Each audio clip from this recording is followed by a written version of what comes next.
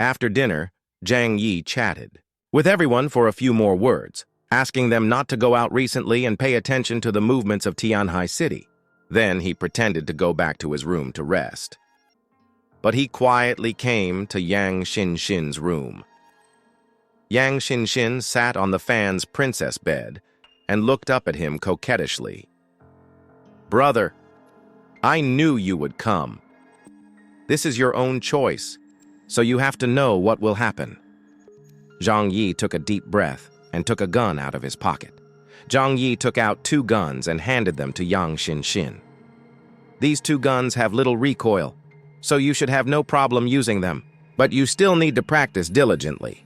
You don't need to be a good shooter, just use it for self-defense. One is loaded with ordinary bullets, used against ordinary people. One is loaded with origin bullets, used against mutants." Yang Xinxin happily took the guns. Zhang Yi gave her weapons, which meant that he would take her with him. In front of Zhang Yi, Yang Xinxin very skillfully disassembled the gun, checked the inside and the magazine, and reassembled it after confirming that there was no problem. Seeing Zhang Yi's surprised look, Yang Xinxin smiled and said, "In fact, I have been practicing shooting all the time. This kind of thing, I don't need my brother to remind me, I can do it too." Zhang Yi couldn't help laughing. "You really have been planning for a long time." He touched his chin and his eyes swept over Yang Xinxin's petite and cute body. "When we get to Blizzard City, I'll get you a set of suitable combat uniforms." Yang Xinxin's legs had just recovered and her physical fitness was not very good. At that time, he would ask Zhu Zheng to get a set of black combat uniforms for Yang Xinxin to wear. His people had to solve the problem of safety like him. "Let Flower follow you at that time, and it will be responsible for protecting your safety. I will try my best to take you with me on the battlefield, but if you encounter a powerful mutant, stay away from me." Zhang Yi carefully told Yang Xinxin the details that needed to be paid attention to on the battlefield. This made Yang Xinxin's eyes more gentle, like water melting. "Brother, you are so kind." The next morning, Zhang Yi called people from several major base forces to his home. He told Xiao Honglian, Xing Tian, and Chen Jingguan about the encirclement and suppression of Eclipse. The faces of the 3 people changed drastically, and they were all very worried. Zhang Yi said to them, "It's good to know how to be afraid. For the next period of time, stay in the base obediently. Especially you."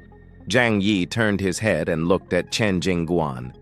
"If the enemy wants to attack Tianhai City, it is likely to be through the sea. So your people need to guard the coastline." Chen Jingguan was a little nervous. "I will have people keep a close eye on the sea. It's not easy for them to come from the sea. After all, our troops are patrolling on the sea." "Oh?" Zhang Yi raised his eyebrows. He had never heard of this. Chen Jingguan said, "I don't know if it is the navy of Jiangnan or Donghai that will patrol along the coast. We have encountered it when we went out to sea." Zhang Yi said strangely, "If there is a navy patrol, why can the people of Eclipse come across the sea?" Chen Jingguan explained. "Under such an environment, the Navy's patrol is only to prevent large overseas fleets from invading the sea. If it is a smaller target, it may be missed." Zhang Yi thought of the witch with the ability of prophecy in Eclipse and understood. The other party should have used this ability in the Navy's omissions to successfully pass through the defense line. After all, the present is different from the past. Braving the extremely low temperature, the patrol of the Navy has become much more difficult. It is impossible to defend the entire long coastline of the southeast coast. Zhang Yi looked at the 3 people and earnestly warned them. "Linhai City has been destroyed, and Jiangning City is also close to destruction. I don't want Tianhai City to repeat the same mistake, so you should be more careful." Zhang Yi could only do this. If something really happened in Tianhai City, he would definitely give priority to the people in his shelter. The 3 people nodded like pounding garlic, and they were more alert in their hearts. And they did not dare to be careless. Zhang Yi was thinking about Yang Xinxin and said, "I hope her analysis last night was just groundless worry." Blizzard City. The return of Gao Changkong made the situation delicate again. Zhu Zheng praised Gao Changkong highly and expressed the hope that he would make more achievements in the next mission of encircling and suppressing Eclipse. And almost everyone in Blizzard City believed that Gao Changkong would be the leader of the third encirclement and suppression mission. At this time, too many people had high hopes for Gao Changkong. And what was Gao Changkong doing? He ignored the congratulations of his colleagues, but as soon as he returned to Blizzard City, he brought his men to District E in the city. This is the area with the worst quality of life in the entire Blizzard City. The people living here are also engaged in the lowest level of physical labor. The day after returning, Gao Changkong brought his girlfriend Gu Man and Deputy Captain Ji Yushin to District E. They drove a large truck filled with food, coal, and other necessities exchanged with points. Their arrival made the people in this area very excited. This place is not a slum. Blizzard City still provides good guarantees for the lives of ordinary residents and will not let them starve or freeze. The residents who can stay in Blizzard City are all elites in the past society. Even if they are just some people engaged in the service industry, they were the best in the past. Gao Changkong is a person who walked out of District E. Even though he was once a glorious basketball superstar and the economy was very rich, after the Doomsday, his ability could not bring much contribution to Blizzard City. Therefore, he once lived here for more than a month. After awakening his supernatural powers, he joined the city guards with his extraordinary supernatural powers, and then joined Yanyan step by step and became one of the captains of the investigation team.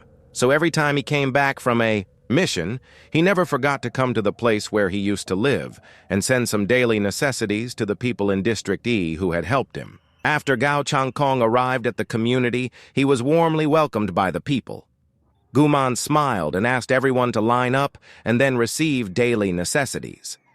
There were no useless sundries, all of which were key supplies for survival. At this time, nothing can be more touching than heating resources and food. In the crowd, an old man from the Mediterranean who had received the supplies looked at the food and coal in his hands and looked at Gao Changkong, who was carrying the supplies, with gratitude.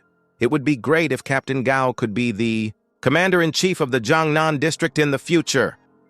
As soon as he said this, everyone around him nodded in agreement. Yes, Captain Gao is kind-hearted and knows how to pity ordinary people like us. If he became the commander-in-chief, we wouldn't have such a hard life. Gu Man heard this and raised a proud smile at the corner of his mouth. She gathered her hair and turned to look at the man who was busy carrying supplies on the train. Who would have thought that the captain of the investigation team, a well-known big shot in Blizzard City, would often do such hard labor? Gao Changkong heard people's discussions and laughed. "Don't say such things. I just did some insignificant things, and you don't have to flatter me too much."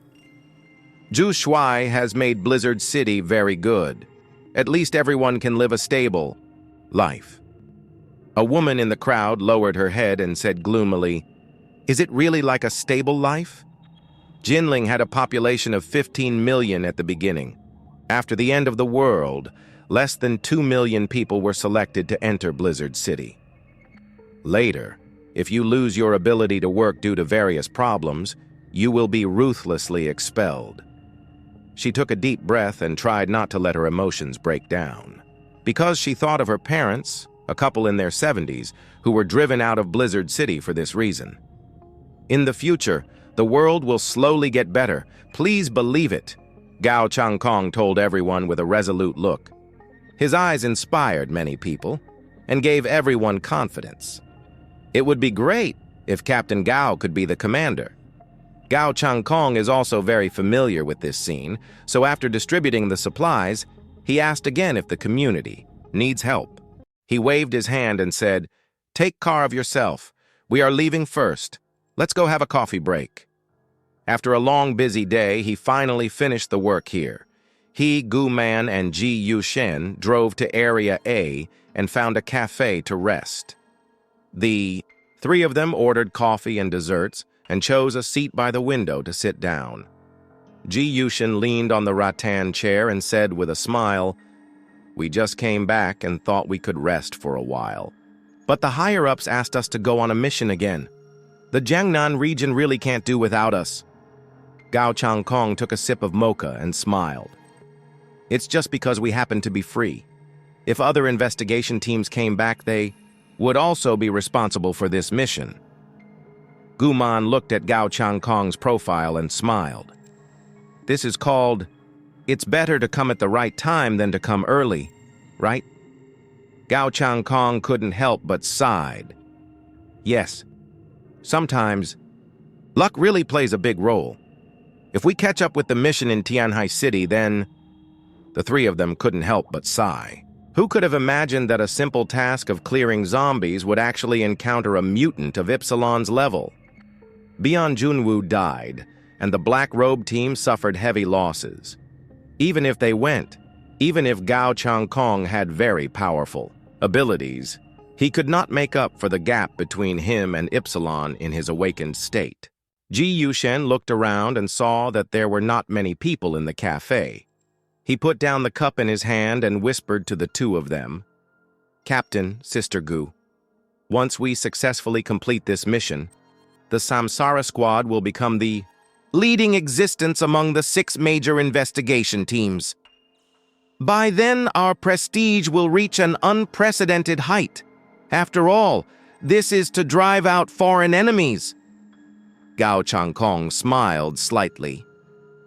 "How can it be that simple? The people above will never give me such a big credit so easily." Ji Yushin disagreed. "But they have no one available now." He shrugged. "It's impossible to mobilize the Yanyun troops to encircle and suppress them, right? Although they are experts in group battles, they are responsible for defending Blizzard City. Zhu Shui will never let them leave. Except for us, there is no better choice." A wild light began to surge in Ji Yushin's eyes. "Captain, by then, you may not be able to become Zhu Shuai's successor." Gao Changkong raised his eyebrows, glanced at Ji Yushin, and turned to look at Gu Man next to him. Gu Man smiled back at him. Gao Changkong also laughed. "You think too simply. Compared with other captains, I am just a commoner. Without connections and background, it is difficult to get promoted even if I have made great contributions." "That may not be the case. Now it is different from the past. In the end times, strength is the most important. The order of the past has been almost broken.